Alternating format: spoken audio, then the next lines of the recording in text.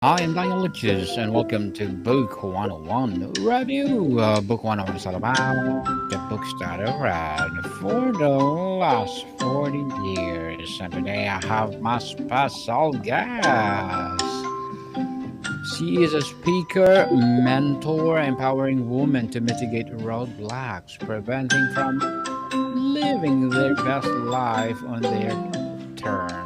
And of course, an author too, the author of the debut book, Is Your Way, In Your Way, no other than Miss Cassandra Crawley Mayo. Welcome, Miss Cassandra, on Book 101 Review. And can you please introduce more about yourself that I miss? Oh, sure. Daniel, first of all, I want to thank you for having me on your podcast. And I'm not sure how far to go back, but I actually grew up as an only child and with both parents. And I was a child that was very curious. And I always wanted to have an older brother. And the reason that I wanted to have an older brother was because I had to do the yard work with my dad. And I felt if I had a brother older, then he would do all the work and not me. So that's when the work ethic came in where, I had chores to do. But I didn't think as a young girl that it would be yard work. I didn't see myself doing that type of work. But anyway, moving forward, I grew up in what I would say, spiritual home. My grandfather was a pastor, Yes. and that was my dad's dad. And so, with that said, I actually, because I grew up in the church, so faith was definitely a part of me as I began to get older and more mature in my life. And another thing I think is important is I was growing up during the time of the civil rights movement. And the reason that I wanted to share that is because every job that I had, I was always the first African American female.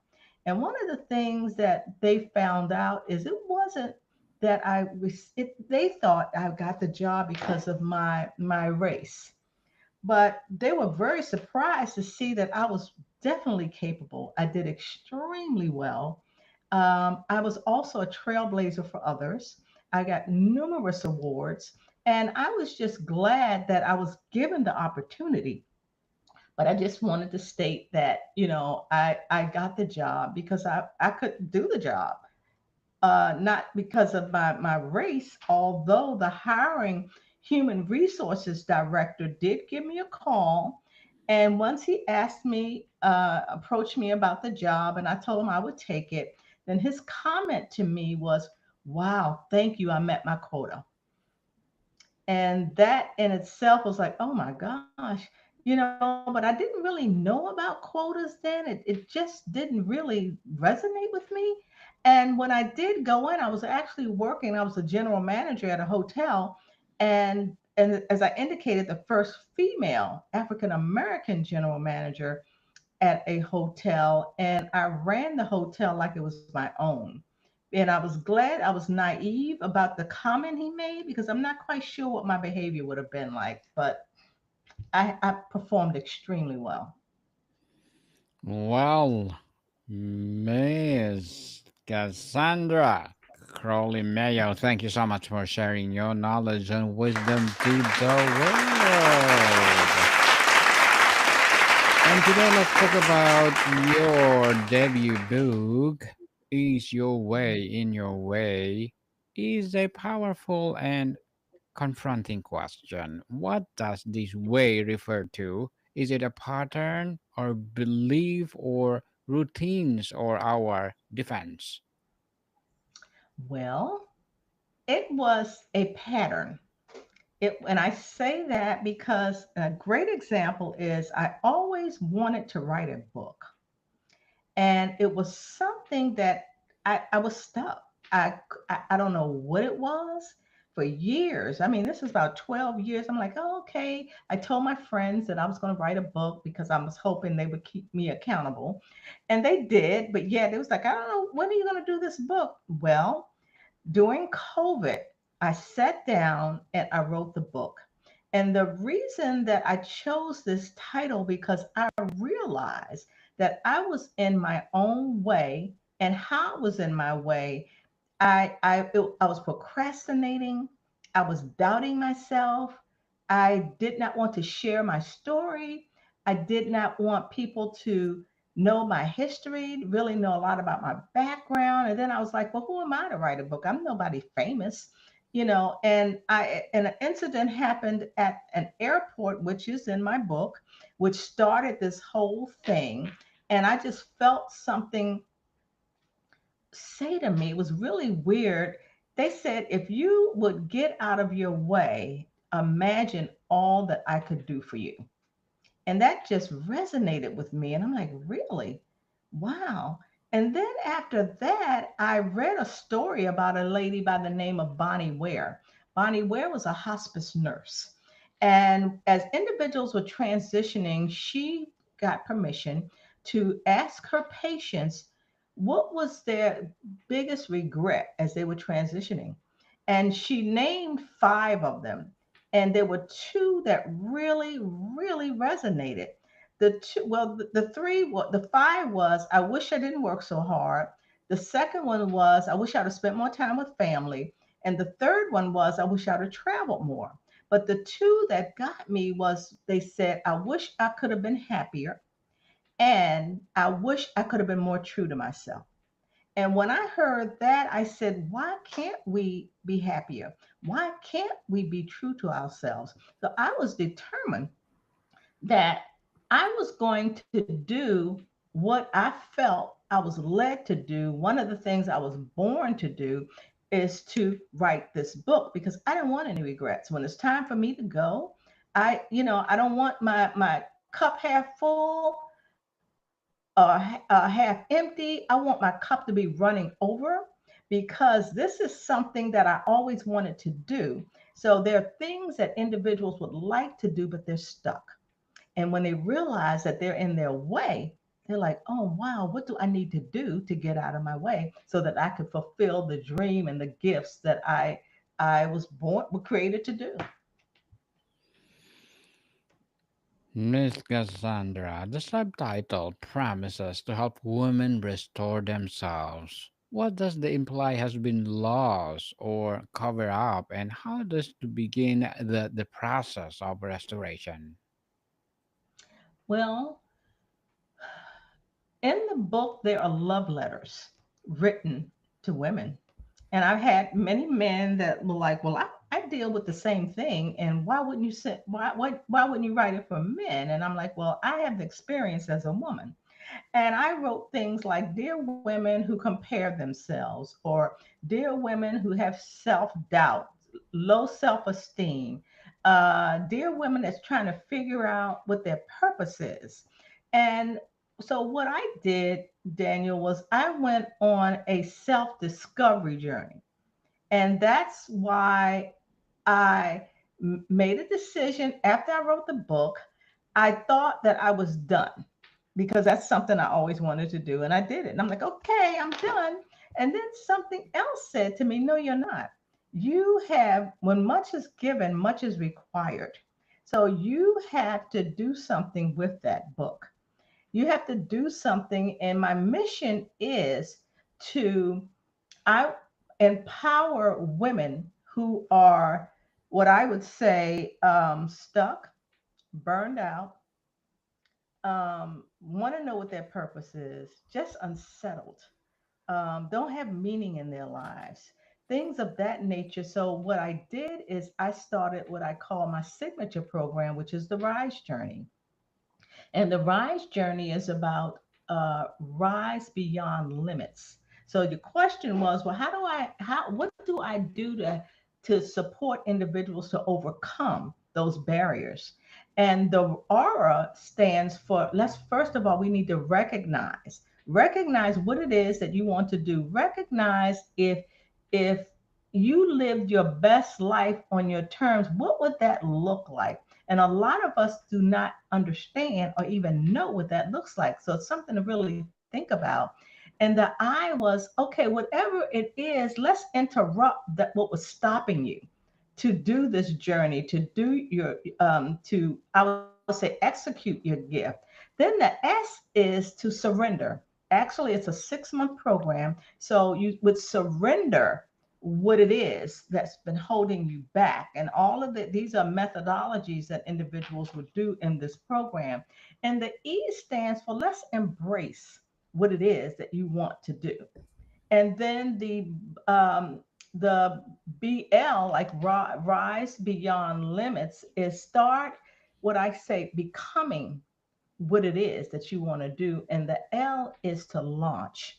It's time to execute and to launch what it is that you really want to do. I don't care. It could be your own business. It could be writing a book. It could be getting out of a relationship that's not working for you. It's to apologize, to have forgiveness. It's a number of things that can keep us stuck from moving forward in our lives. Miss Cassandra, how do you distinguish between the true self we are trying to find in identity we have adopted to meet the expectations of others, our careers, or society?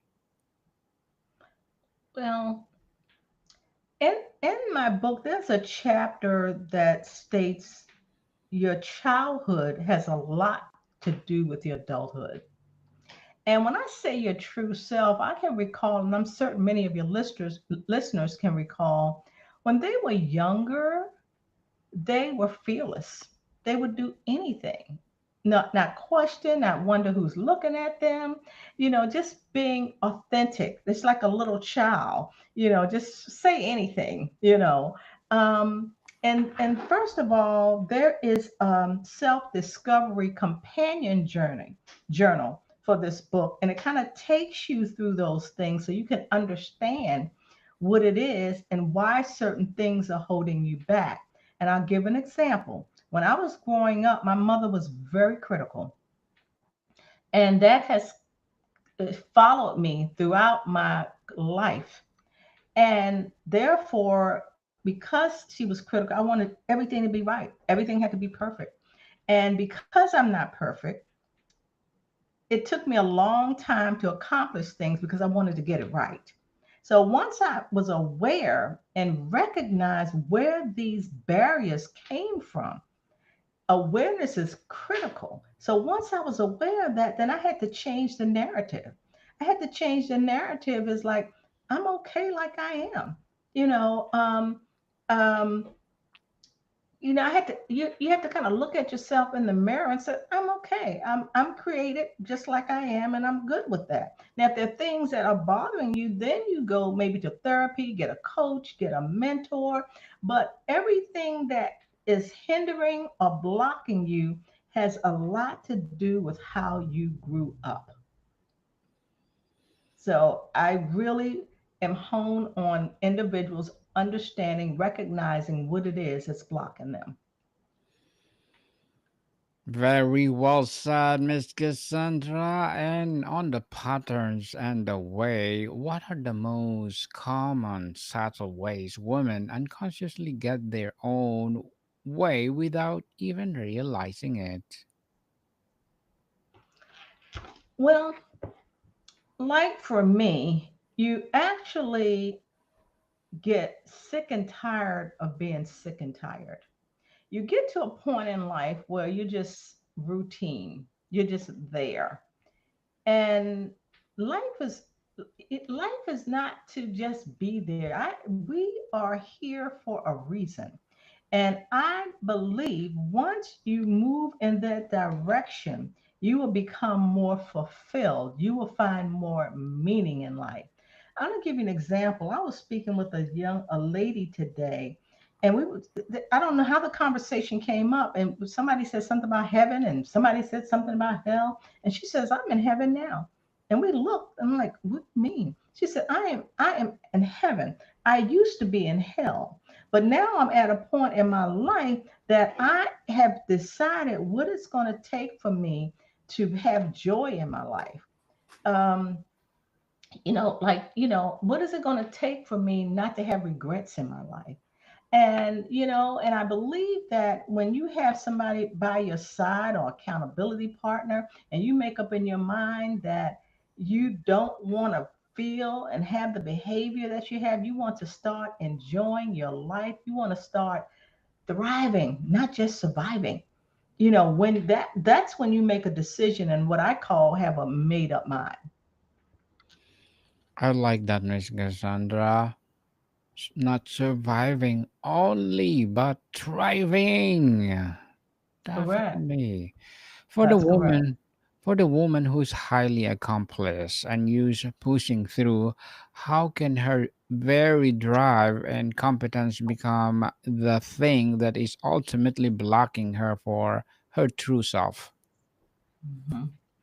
Well, that's one of the things, and I will call it like self sabotage, imposter syndrome, and individuals that are high achievers, purpose driven, they have that problem. They don't trust themselves. They don't believe in themselves. They don't believe that what they're doing is it's worth anybody looking at or seeing, or it's just this imposter that you believe that you have. Because I had imposter syndrome, particularly in the workplace, being the only African American. Then I knew back in my thoughts and on my heart that there was a stereotype that I was only hired because of my color, not because of my talent. So from that, it was like imposter syndrome. I sabotaged myself because I knew what individuals were thinking. And that's, Daniel, when you ask the question, those women that are confident, my thing is when you say, the world, it's a lot going on in the world today. And I don't want to go to my grave or wherever individuals believe they're going with regrets. And if I ask you this question from a scale from 1 to 10, 10 being the highest, and I ask you, where would you rate yourself on the scale of living your best life on your terms? What rating would you give yourself? I've asked that in my workshops, and people like look at me like, what? And you don't have to tell me the answer. You know internally what's going on in your life. So when you're able to answer that question, then I think that's a good thing. And when you're able to start having a meaningful life and not just routine, um, you'll find so much fulfillment. Fulfillment, indeed. That's what we want in life. Fulfillment. What role do internal narratives, the I'm not enough or I have to do it all stories, play in keeping us stuck in our own way?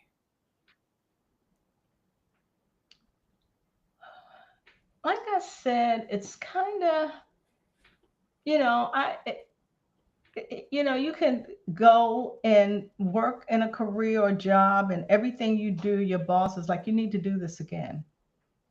This isn't, so it's kind of like, so this isn't good enough.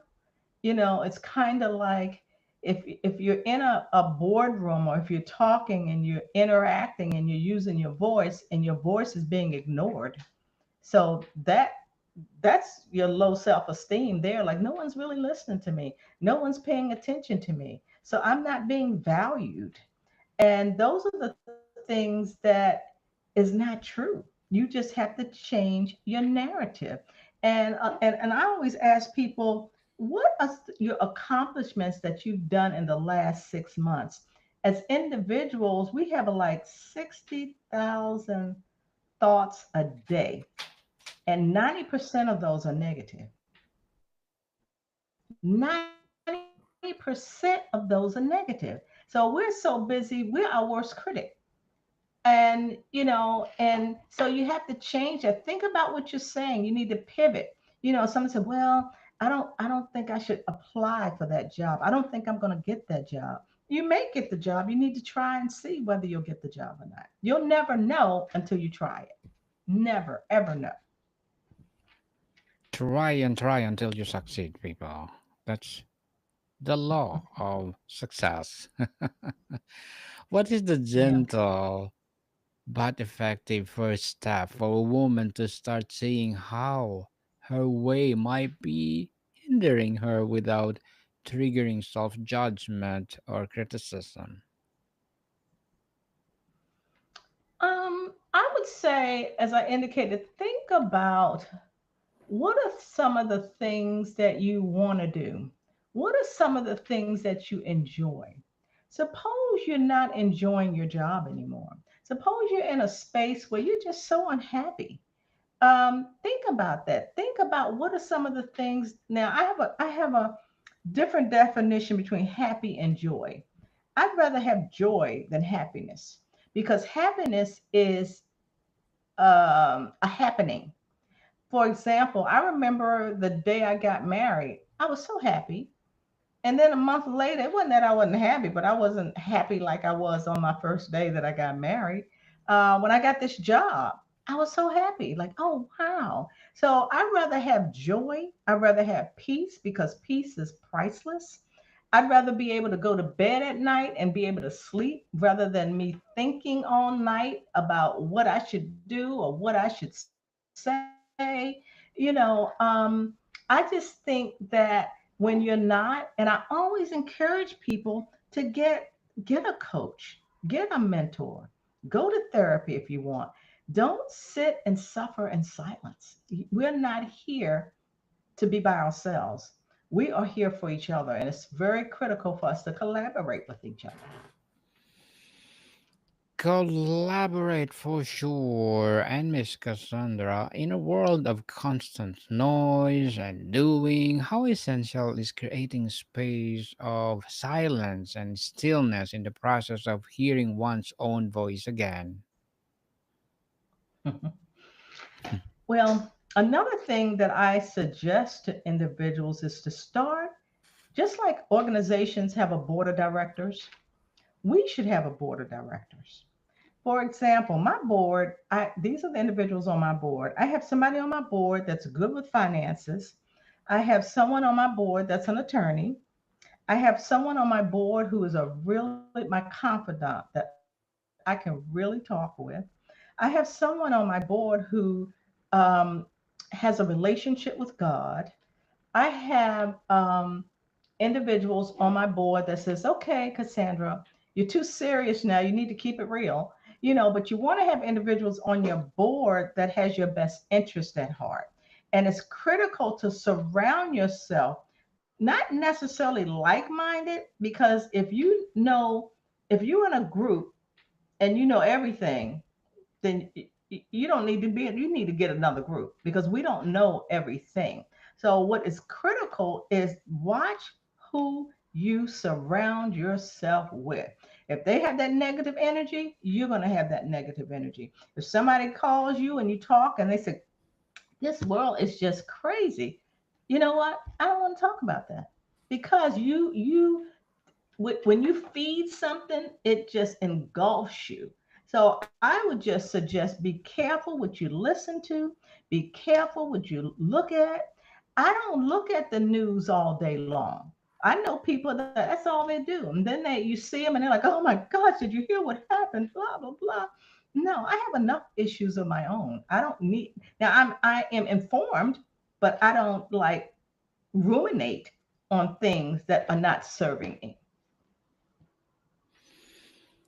Miss Cassandra, how can a woman who has learned to logic her way through everything begin to reconnect with the trust her intuition as a guide back to herself? Repeat that again, Daniel. How can woman who has learned to logic her way through everything begin to connect or reconnect with and trust her intuition as a guide back to herself? As women, we are very intuitive, and I would always say go with your gut. And when you're in a good place. And I remember me focusing on so much of what my purpose was. And I'm like, okay, if I can figure that out, then I could feel better. I could connect with myself. I could be in a good place. But your purpose doesn't, it's not a big, it's not small. We all, depending on what's going on in your life, when my parents weren't well, I was a caretaker. That was my purpose at that time. If you're individuals that have children, little children growing up, your purpose is to take care of them. Miss Cassandra,